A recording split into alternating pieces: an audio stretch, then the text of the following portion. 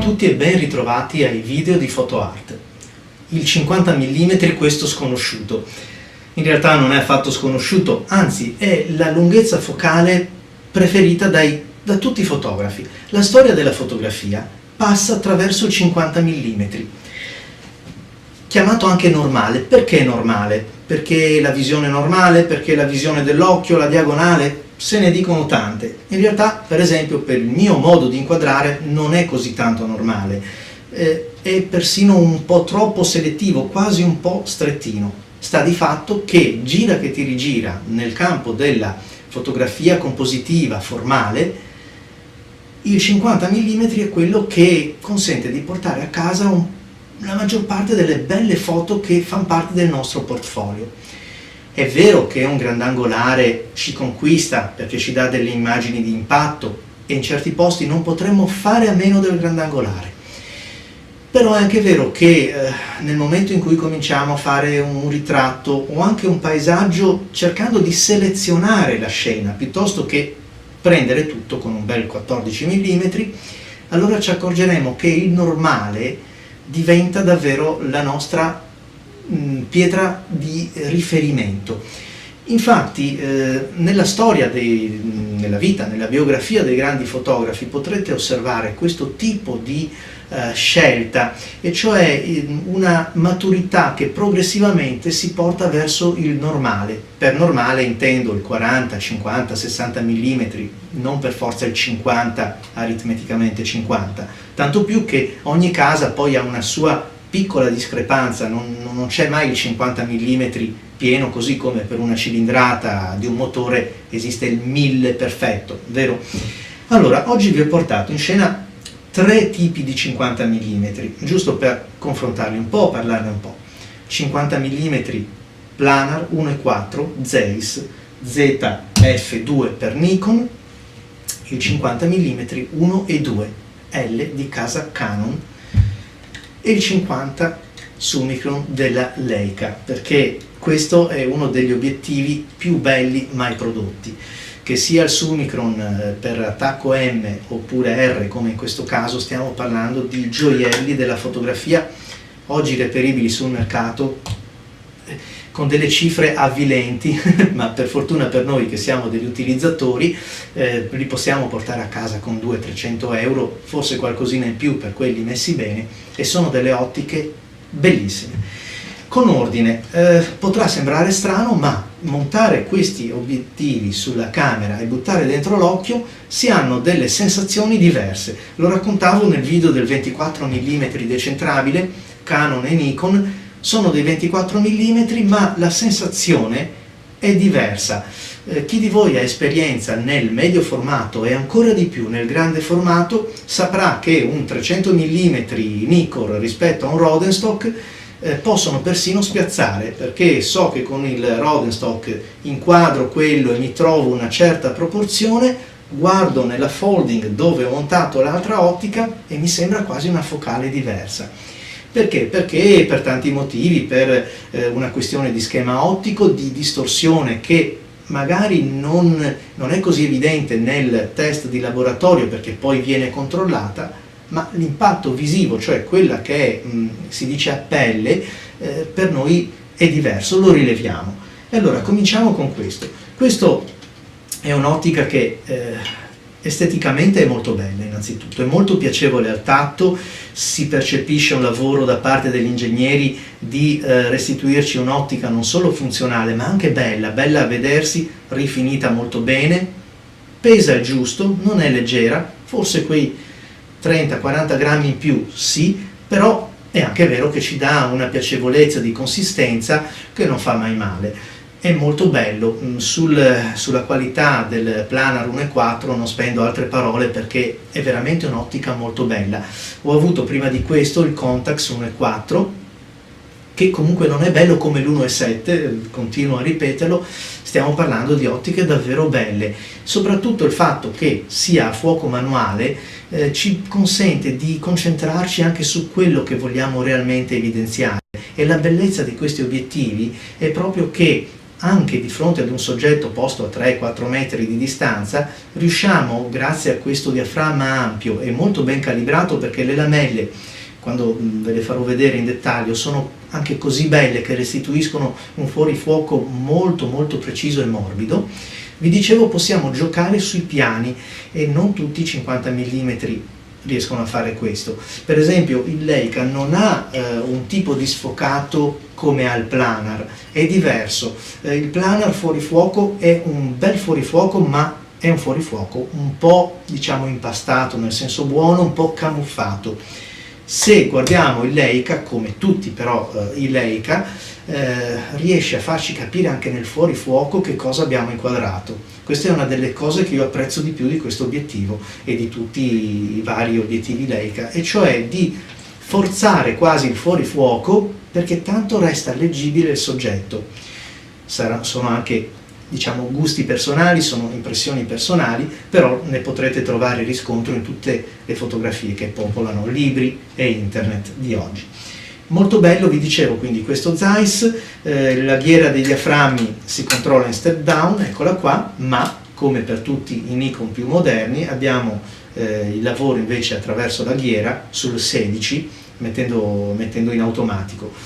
L'iperfocale è anche abbastanza accurata, quindi ci si può affidare, pur essendo un 50 mm, quindi sempre entro un certo raggio. Il paraluce è un bel paraluce, solido metallo come tutto l'obiettivo, l'innesto è veramente piacevole, finalmente, prendo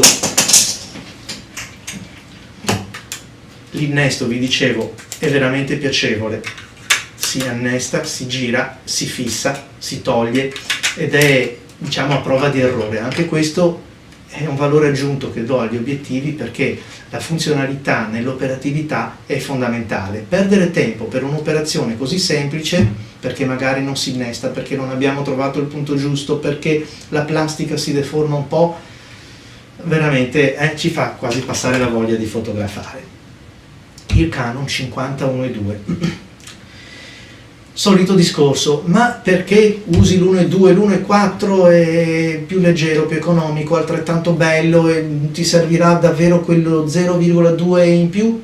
Sì, certo, perché basta guardare le foto, ma anche in questo caso dipende da quello che cercate, perché nel mio caso, come nelle foto che probabilmente stanno scorrendo, a me interessa staccare il soggetto, quindi puntare, focalizzare l'attenzione del mio interlocutore su qualche cosa che ho visto e che mi piace che ci sia quello.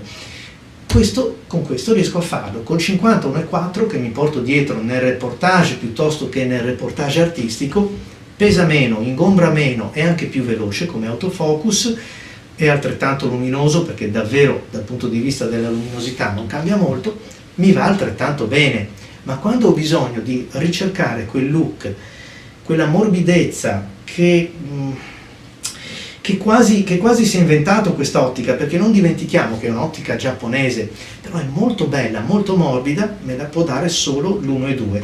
È un bell'obiettivo, massiccio, tozzo, anche un po' come l'85 1.2. Sì, in effetti sembrano proprio due fratelli, quello piccolo e quello più grande. Per fortuna questo pesa meno.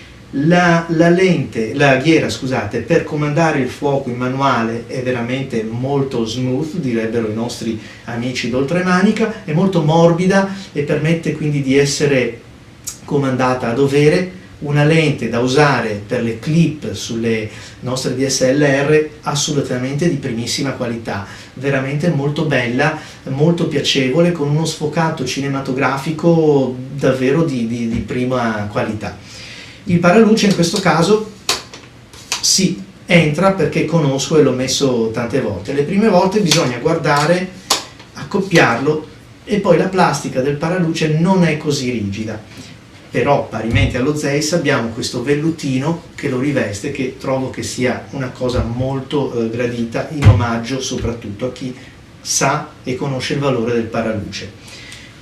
Leica è un vecchio obiettivo, ovviamente il più anziano dei tre, il più piccolo se vogliamo dei tre, paraluce incorporato. Ancora una volta, quanto è comodo? Sì, è comodissimo, perché effettivamente ce l'abbiamo qua, è già compreso nell'obiettivo, posso montare i filtri e estrarre lo stesso il mio paraluce. Se qui abbiamo con Zeiss 1,4 di apertura massima relativa, qui abbiamo 1,2, qui abbiamo 2, un F2, eppure non manca niente. Vero è che se devo riprendere, faccio sempre un test che per me è abbastanza importante, cioè una scena illuminata con una candela. Con lo Zeiss ho un buon risultato, qui ne ho un ottimo risultato, qui fatica un po' di più perché comunque la luminosità relativa è un po' ridotta, ma stiamo parlando comunque di quisquiglie. Succede però che devo alzare la sensibilità del mio sensore e quindi con una macchina ISO variante come Canon rispetto a Nikon che invece è ISO invariante, mi introduco un po' più di contrasto, mi introduco una saturazione dei rossi maggiore rispetto a quello che invece ottengo con un obiettivo che ha un'apertura relativa maggiore. Ovviamente qui non esiste né autofocus né niente, si lavora in step down, lo sapete che tutti i Leica possono essere adattati sui corpi Canon attraverso un anello distanziale da poche decine di euro, se no con altrettante poche decine di euro si può comprare una baionetta da sostituire e metterla con l'attacco Nikon e vi assicuro che su Nikon fanno la stessa figura che fanno su Canon, insomma ci si riappropria di un patrimonio fotografico che è quello alla fin fine di chi ha inventato il piccolo formato che si chiama per l'appunto formato Leica, da continuare a spendere anche su macchine moderne, su macchine di oggi. La resa, il look di questo obiettivo è davvero unico. Una differenza che posso dire a favore del Leica rispetto a questi due compagni di viaggio è che, a parte il peso ridotto, è che nel soggetto ravvicinato, intendo davvero ravvicinato, quindi parliamo di uno still life, non propriamente, ma ci capiamo, qui abbiamo una qualità che è superiore, è nettamente superiore sia a questo che a questo. Non possiamo lavorare con un anello distanziale sullo Zeiss perché ci dà cioè non possiamo, ma ci dà uno sfocato così stretto, una profondità di campo così stretta che non è possibile lavorare, e nemmeno su questo, e invece su questo sì. Allora, se devo guardare al look fotografico, alla polivalenza, non ho dubbi, mi compro questo, spendo anche meno e ho un Leica che fa sempre il suo lavoro. Però se ho bisogno di fare un reportage, come vi dicevo, io lo utilizzo molto nei servizi di matrimonio soprattutto, perché poi ha una tenuta del bianco davvero bella, cremosa, come è giusto che sia, non ho dubbi, uso questo perché l'autofocus aiuta, non ho il tempo di mettere in posa come quando sono in studio. Quando uso lo Zeiss? Quando sono all'aperto. All'aperto per riprendere una scena con un obiettivo normale non ho dubbi, questo è il migliore perché ha un equilibrio e un trattamento antiriflesso delle alte luci che gli altri non hanno. Senza dubbio Leica cade, sul paesaggio puro non è il suo forte, così come non lo è per il Canon, qui vince Zeiss. La soluzione? Averli tutti e tre, portarseli dietro tutti e tre? No, averli tutti e tre per carità, è vero, è bello poter variare e usare uno strumento appropriato. Se devo dare un consiglio a tutti quanti, il 50-1.4 Canon va benissimo, il 50-1.4 1.8 Nikon altrettanto stupefacente, e allora perché questi? Perché hanno la marcia in più che vi ho descritto. Anche il 50-1.8 di Canon è veramente molto bello, personalmente gusti, il 50-1.8 me lo sceglierei Canon, il 50-1.4 me lo sceglierei Nikon. Perché ho anche lo Zeiss? Perché vi ho spiegato, soprattutto nelle scene luminose, nei contesti naturali, ha una marcia in più. Poi anche il fatto di essere un fuoco manuale, e in un paesaggio, in un bosco, in una situazione dove ho un primo piano, un secondo e un terzo piano, il fuoco manuale mi garantisce una messa a fuoco più accurata. Soprattutto oggi, grazie ai live view, è molto più facile utilizzare un obiettivo come questo che un 50, 1.4, 1.8 che hanno una ghiera di messa a fuoco manuale molto plasticosa e approssimativa che non mi aiuta affatto. Vi invito a seguire i prossimi video di PhotoArt e con questo vi saluto per oggi. Ciao!